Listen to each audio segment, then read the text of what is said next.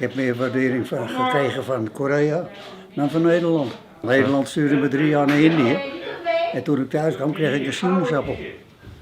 코로나19로 인해 잠시 중단됐던 참전용사대상의 방한 초청 행사가 얼마 전 재개되었습니다.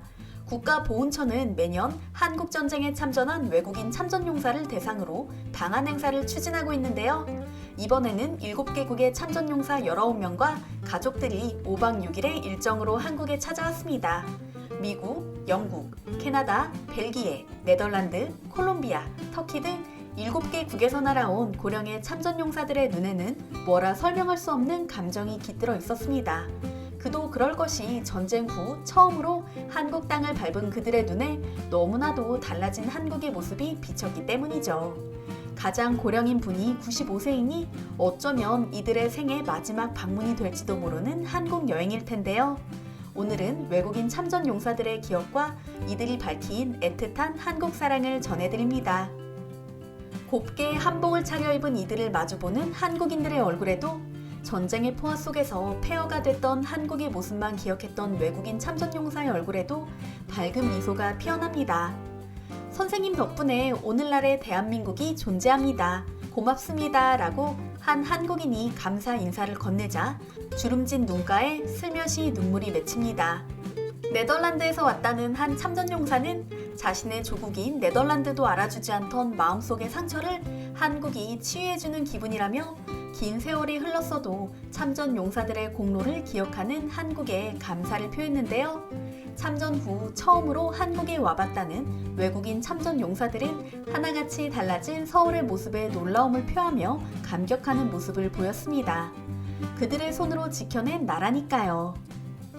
한복을 입고 한국 전통 음식을 먹으며 수십 년이 지나서야 진짜 한국을 경험한 참전 용사들은 부산 유엔기념공원에서 개최되는 국제 추모 행사에 참석해 묘소 참배를 했습니다. 전사자 이름을 적어놓은 기념비 앞에서 발길을 떼지 못하는 한 참전 용사에게 이유를 묻자 이들 중 몇몇 이름은 아직도 기억하고 있다는 대답이 돌아옵니다. Ik was 20 toen ik hier kwam Ja, en 22 toen ik wegging. Ja. Dus 14 maanden hier gezeten. Ja. En het is een van de mooiste tijden van mijn leven. echt waar. Jazeker. Ik heb het aan mijn vrouw uitgelegd na de geboorte van onze eerste. Ja, Wat ik die bij jou heb gezien, in zekere zin is het een strijd tussen leven en dood zo'n geboorte. Maar dat gevoel, dat heb ik gehad in Korea. zo. En de kameraderie natuurlijk. Dus een aantal, de Band of Brothers zoals Shakespeare zegt, dus, die is er echt. Daar kijk je met voldoening op terug. En zoals je ziet nu, we hebben Seoul nog gezien, toen lag het in puin natuurlijk. Ja. Het was niet een gigantische stad, het was gewoon 1952년, 무려 70여 년 전의 일이었지만 전투의 기억이 어제처럼 생생하다는 말에 숙연해지는데요. 전쟁 기념관에서 참전 용사를 모시고 한반도에 구축함을 보낸 첫 번째 나라였던 네덜란드를 비롯해 각 나라의 공적을 언급하며 마음 깊이 감사를 표하는 시간을 가졌습니다. 이외에도 유엔 참전용사 추모 평화음악회 참석과 국립서울 현충원 참배를 비롯해 DMZ 방문 등의 일정으로 진행됐는데요.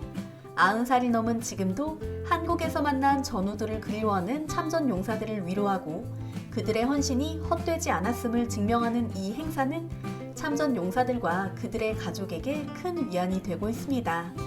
지난해까지 3만 3천여 명의 유엔 참전 용사와 유가족이 방한 행사를 통해 한국을 방문했다고 하는데요. 팬데믹 상황이 좀 더 안정되면 행사를 더욱 확대해 나갈 예정이라고 합니다. 또한 고령으로 거동이 불편하신 분들이 많기 때문에 미국과 캐나다, 유럽 등 현지에서 참전 용사를 대상으로 진행하는 공로패 수여, 기념 행사 등을 지속적으로 가질 계획이라고 하고요. 한국을 그리워한 나머지 한국에 묻히길 원한 외국인 참전 용사들도 있습니다. 네덜란드 참전 용사 고 니콜라스 프란스 웨셀 씨는 한국전쟁 참전 후 2001년 방한 행사를 통해 한국을 방문하게 됐는데요. 평생을 한국전 참전에 대한 기억과 향수 속에서 살아온 그에게 달라진 한국의 모습은 충격에 가까울 정도였다고 합니다. 경이적인 발전을 이룬 서울을 본 그는 한국을 지켜냈다는 자부심으로 전쟁의 상처도 많이 치유된 것 같다고 밝혔는데요. 생전에 그는 한국을 제2의 고향으로 칭하며 무한한 애정을 표현했다고 합니다. 2015년 그는 한국에 있는 전우들 곁에 잠들게 해달라는 유언을 남긴 채 향년 84세로 세상을 떠났고 국가보훈처는 예우를 갖춰 니콜라스 프란스 웨셀씨를 부산 유엔기념공원에 모셨습니다. 그 외에도 프랑스 참전용사 레몽 베르나르 씨, 영국 참전용사 로버트 메카터 씨, 미국 참전용사 버나드 제임스 델라헌티 씨 등 수많은 참전용사들이 한국 땅에 잠들어 계신데요. 한국을 위해 싸운 것이 일생의 영광이라고 말하는 분도 있습니다. 백발의 참전용사 미국인 고 레너드 베르나트 씨는 생전에 미국의 학생들에게 한국 전쟁의 역사와 의미에 대해 강연을 하는 활동을 활발히 하셨던 분입니다. 그는 한 인터뷰에서 한국 전쟁과 한국에 대해 어떻게 생각하느냐고 말하자 이렇게 답했습니다. 한국 전쟁 후의 한국의 눈부신 경제 성장은 한국인 스스로가 일군 것입니다. 제가 산증인입니다.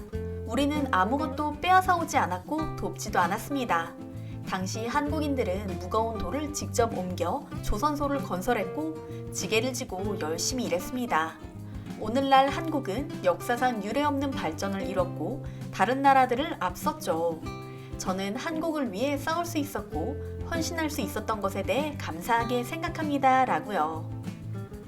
또한 한국 정부와 한국인들이 지금까지도 참전 용사들의 공로에 대해 감사를 표하는 것이 참 고맙다고 말씀하셨는데요. 한국 정부의 이런 활동은 전 세계에서 유례없는 일이라고 덧붙이셨죠.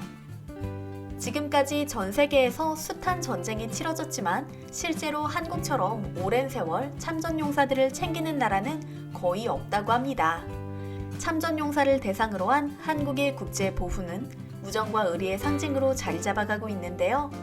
유엔 참전용사를 대상으로 수십 년에 걸쳐 진행되고 있는 방한 행사는 물론이고 팬데믹 초기 외국에서 구하기 어려웠던 한국산 마스크를 넣은 서프라이즈 박스까지 한국은 과거 우리를 구한 은인들에게 고마움을 표하기 위해 최선을 다하고 있습니다. 그래서인지 참전 용사들의 한국 사랑은 각별합니다. 서프라이즈 소포를 받은 20여 개국 참전국 노병 수백 명은 고령임에도 불구하고 SNS를 통해 한국의 의리를 전했으며 한국인에 대한 짙은 우정을 표현했고요.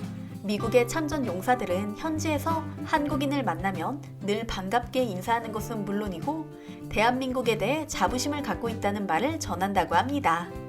터키를 비롯한 유럽의 참전 용사들은 한국의 오피니언 리더가 방문하는 곳마다 찾아와 우정의 메시지를 전한다고 하는데요. 이런 이야기를 들으니 마음 한구석이 찡해집니다.